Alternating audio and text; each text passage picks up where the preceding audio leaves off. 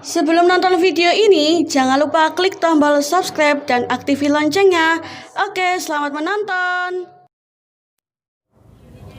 Muhammad Hatta, siapa yang tak kenal beliau?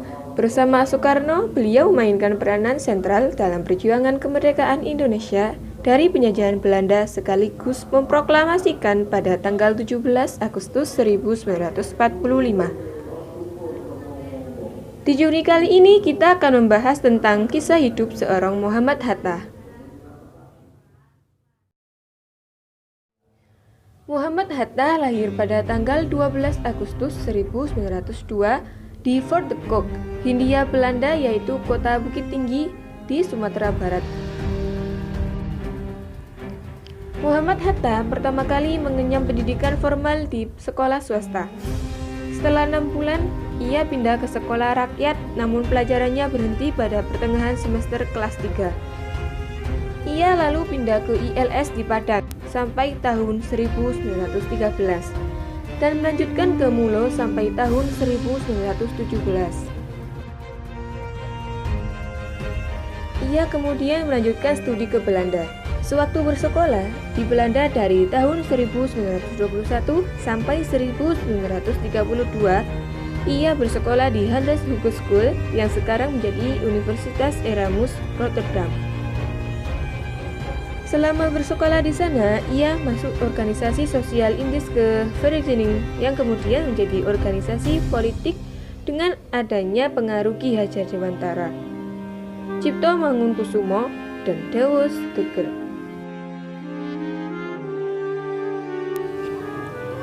Pada tahun 1926, ia menjadi pimpinan Perhimpunan Indonesia.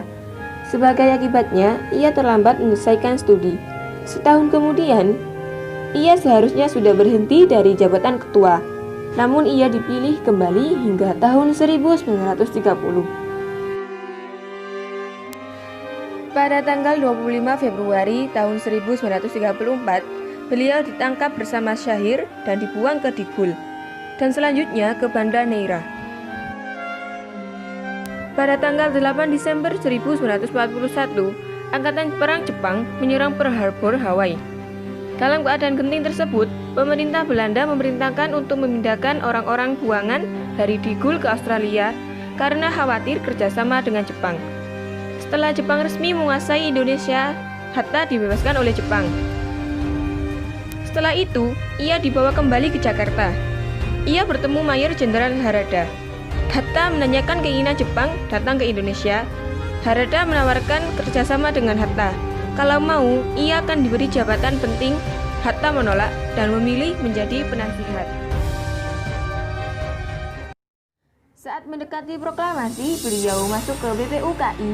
Kemudian pada tanggal 9 Agustus 1945, Bung Hatta bersama Bung Karno dan Rajiman Widjoningrat diundang ke Dalat, Vietnam, untuk dilantik sebagai ketua dan wakil ketua panitia persiapan kemerdekaan Indonesia, yaitu PPKI. Puncaknya pada tanggal 16 Agustus 1945 terjadilah peristiwa Rengas Dengklok, dan kemudian pada tanggal 17 Agustus beliau memproklamasikan kemerdekaan bersama Soekarno. Esoknya juga beliau diangkat bersama Soekarno menjadi Wakil Presiden Republik Indonesia.